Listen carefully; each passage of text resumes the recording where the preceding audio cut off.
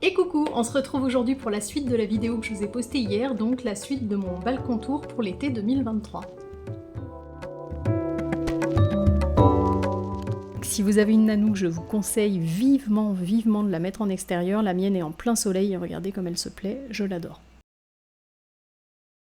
Alors ici vous voyez un pot vide, notez l'information, c'est quand même rare chez moi, bon entre temps il a été rempli, au moment où je vous tournais la vidéo j'étais en train de faire des recherches pour savoir si une variété d'épiphyllum pouvait se plaire en plein soleil à part le Hookeri.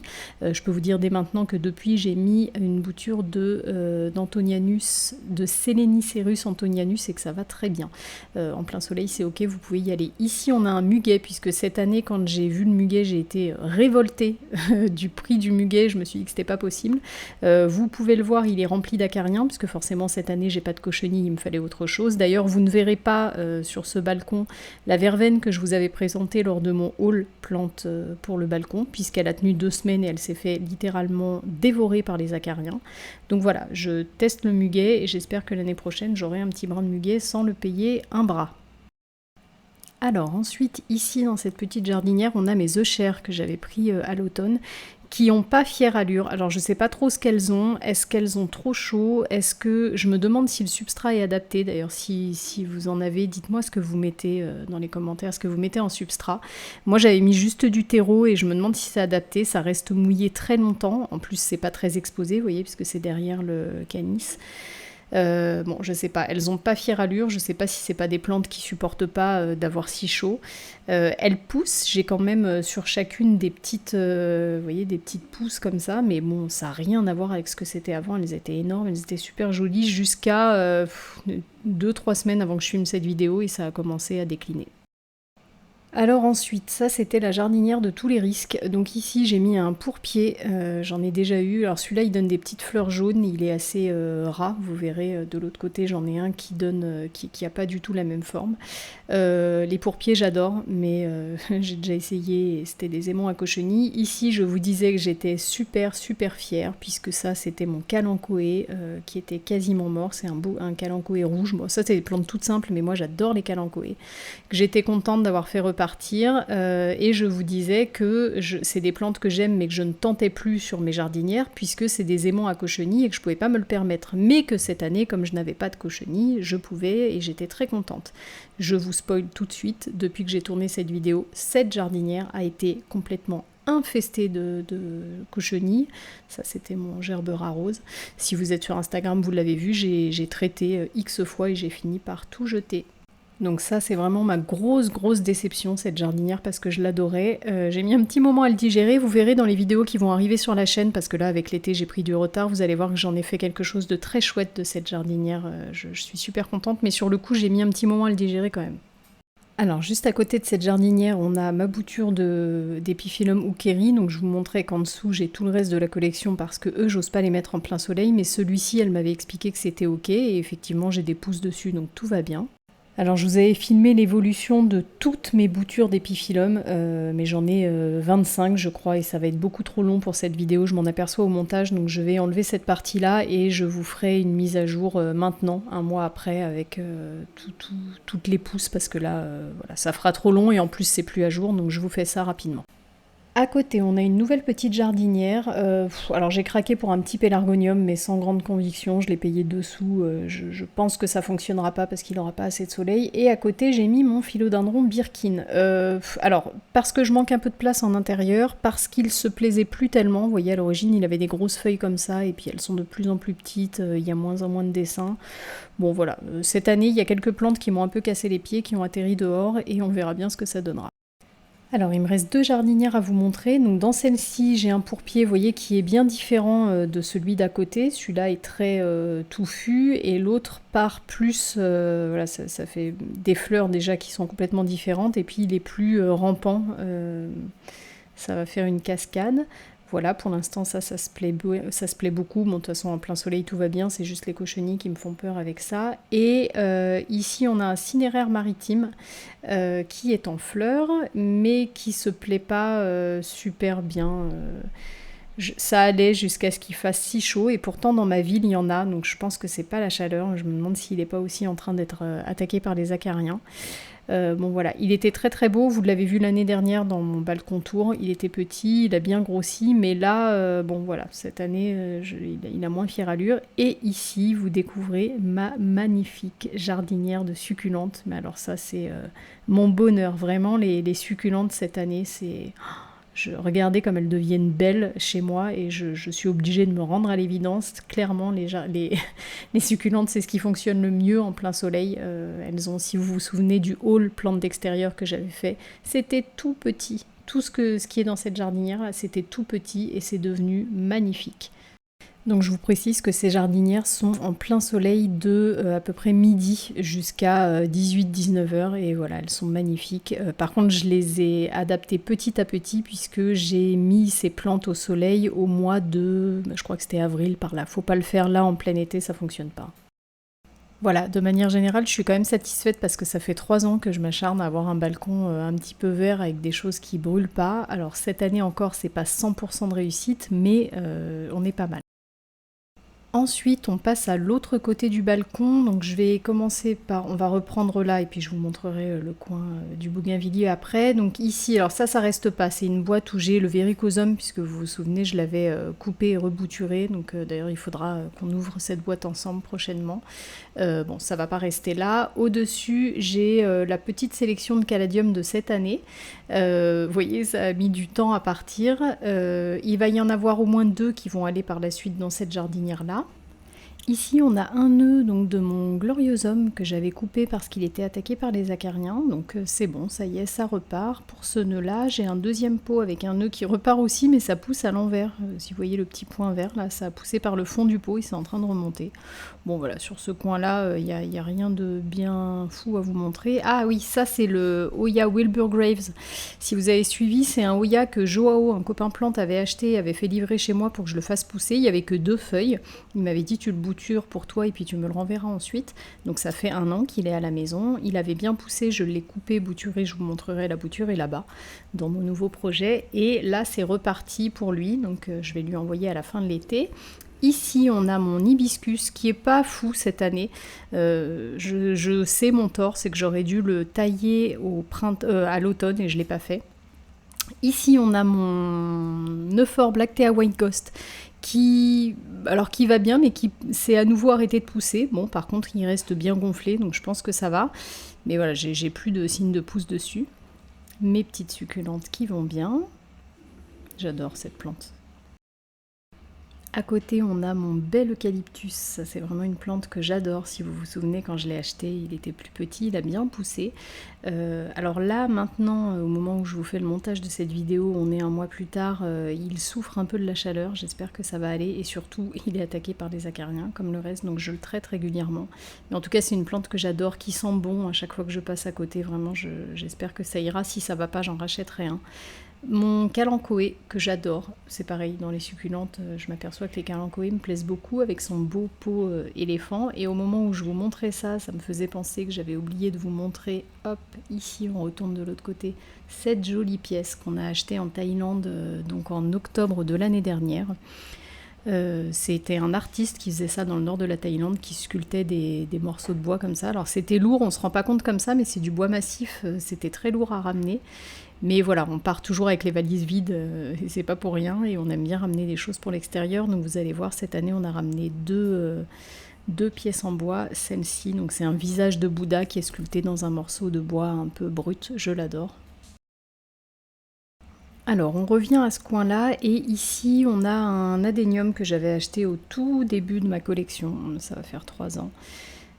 Qui va bien. Je m'inquiétais de voir que la base était un peu creusée, mais bon, 1 mois plus tard, il est toujours là, ça ne pourrit pas, mais par contre, vous voyez, j'ai toujours 3 feuilles dessus. En fait, c'est une plante que j'ai achetée qui était remplie d'acariens, que j'ai essayé de sauver pendant 3 ans, et puis clairement, ça repart pas, et je finis par me demander si c'est pas lui qui est à l'origine de mon attaque d'acariens sur le balcon. Bon, je pense pas, parce que je l'ai toujours eu, mais bon, voilà, très clairement, c'est une plante dont je me suis lassée. Ici, donc avant c'était une jardinière en totale, là je l'ai séparée en 2, j'ai fait un coin avec le bougainvillier et un coin avec des Hoya, vous allez voir c'est un nouveau projet.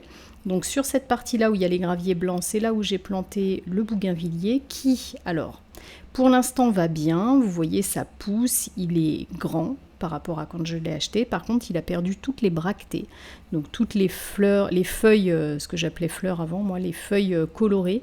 Et je n'arrive pas à les faire revenir. Donc si vous avez des conseils, eh bien je suis preneuse parce qu'il y a un gros bougainvillier en bas de chez moi dans la résidence qui est actuellement tout coloré. Donc je sais que c'est pas le moment, il devrait être beau et j'y arrive pas. On est loin de la boule de fleurs que j'aimerais avoir. Donc ici au niveau des petites, alors j'ai pris des lithops récemment chez Botanique. Ici on a les petites plantes grasses que j'ai gardées. Ici regardez un revenant.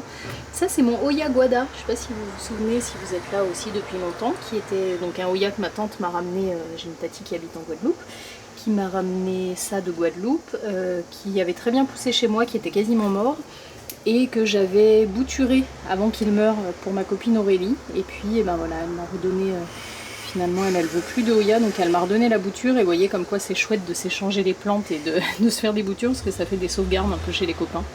Et donc ça m'a permis de le récupérer.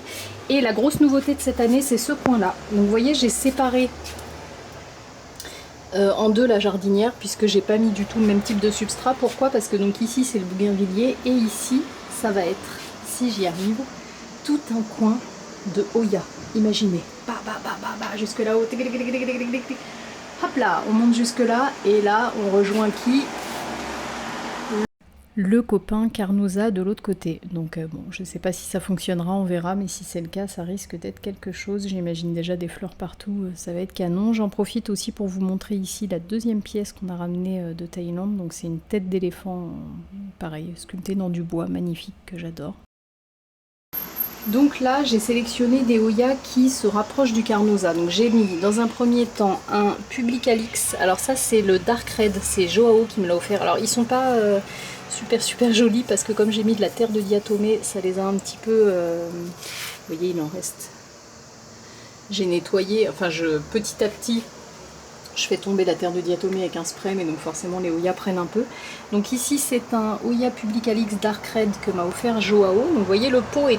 Je l'ai rentré en bas puisque j'ai deux lianes, donc une ici que j'ai coincée avec un tuteur et une ici, touc, qui commence à monter. Ensuite ici j'ai mis le Hoya Chelsea. Le Chelsea c'est un dérivé, non pas toi, touc, toi, c'est un dérivé du Carnosa. Donc je me dis que ça va, j'espère que ça va marcher. Et vous voyez, regardez, touc, touc, touc, touc, touc, ça pousse. Vous voyez la liane là, avec la feuille. Et regardez, ça commence à prendre... là, tac, il commence à prendre place. Donc j'espère... Franchement, le Hoya Carnosa, en une année, il a explosé. Donc là, il se pourrait qu'en 2 mois, il arrive facilement ici. Voilà, et le dernier, c'est donc la bouture que m'a offert Joao de Wilbur Graves, qui a du mal à prendre. Alors, je sais pas, il est raciné, donc c'est ok, mais pour l'instant, ça me sort pas de... Ça c'est la liane qui était sortie dans la box et depuis que je l'ai sortie elle a séché et pour l'instant il n'en sort pas d'autres. Bon, voilà. Alors le gros inconvénient par contre, et ça j'ai mal joué mon coup, c'est que vous voyez je les ai mis dans des pots. Regardez, là. Et vous voyez pas, là, voilà, dans des petits pots à liégeois là comme j'ai l'habitude de faire, en me disant comme ça dès que ça prend je vais pouvoir enlever le pot et les planter là-dedans, et en fait lui il s'est planté déjà, je peux pas le soulever. Donc j'hésite un peu entre me dire, eh ben tant pis, les racines vont passer à travers les trous du pot et puis elles vont s'installer là-dedans, ou me dire, bah non ça va pas, il faut que je découpe le pot, je sais pas trop comment faire, bon, on va voir.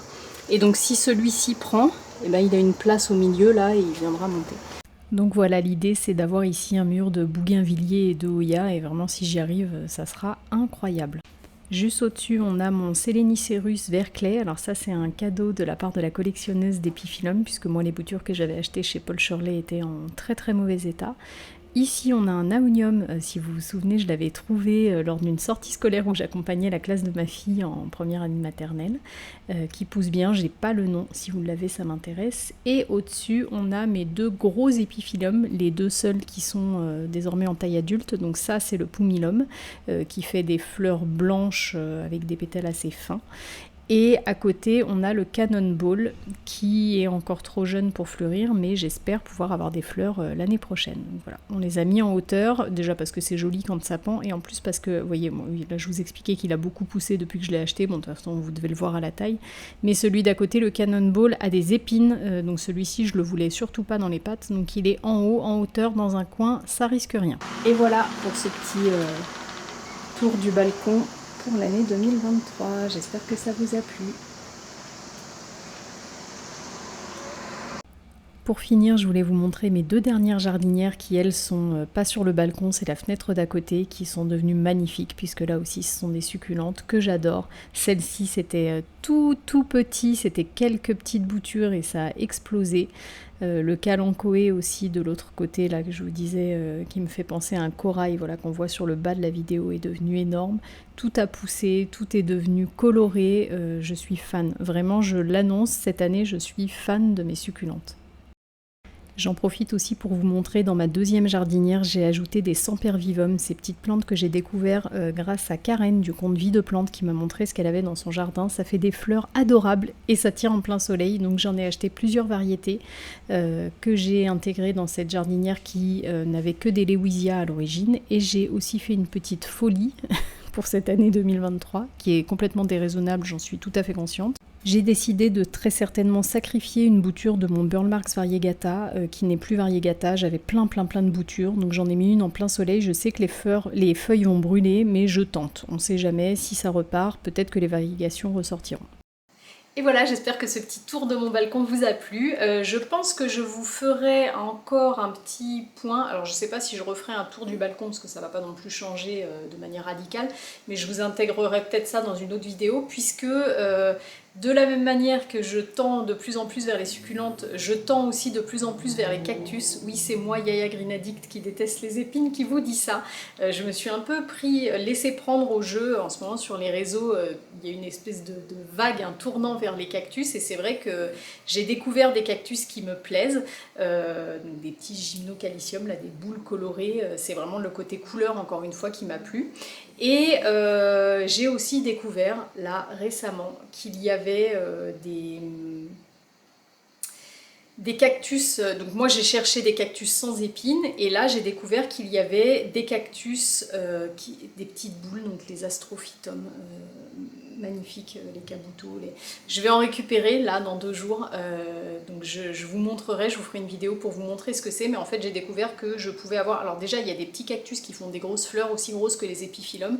Moi les épiphyllums, je suis tombée la tête la première là-dedans parce que j'adore les fleurs, mais ça demande quand même beaucoup de place. J'ai découvert qu'il y avait certains cactus qui faisaient des fleurs aussi grosses que les épiphyllums, donc là c'est pareil, je pense qu'on est dans le début d'une petite folie. Donc je vais me tester cette année avec quelques-uns pour voir si ça fonctionne, et si je m'en sors avec ces cactus sans épines, eh bien je pense que je vais démarrer une nouvelle collection. Donc j'ai demandé à mon mari s'il pouvait m'installer des petites étagères sur les volets qu'on a. Voilà, donc le balcon va encore un petit peu changer, et voilà, on va aller vers des choses plus logiques finalement. Je me fais un peu une raison en fait. Bon, vous voyez, hein, vous avez vu, il y a quand même quelques trucs que je réussis à tenir. Le camélia tient, voilà, quelques-uns, mais ça pourra pas être beaucoup, et voilà, je laisse tomber les idées de petites fleurs délicates, ça sera pas pour chez moi. Donc eh ben, je vais faire avec ça. Je me suis aussi aperçue que les succulentes font des super jolies fleurs, les cactus font des super jolies fleurs, j'ai les épiphyllums. Donc voilà, je vais trouver une solution de verdir et fleurir ce balcon, lui mettre plein de couleurs avec les années, et donc je continuerai à vous montrer ça. Voilà, j'espère que la vidéo vous a plu. Si c'est le cas, n'hésitez pas à me soutenir en me laissant un petit j'aime ou un petit commentaire, ou les deux, c'est encore mieux. Et puis je vous dis rendez-vous très bientôt pour une prochaine vidéo.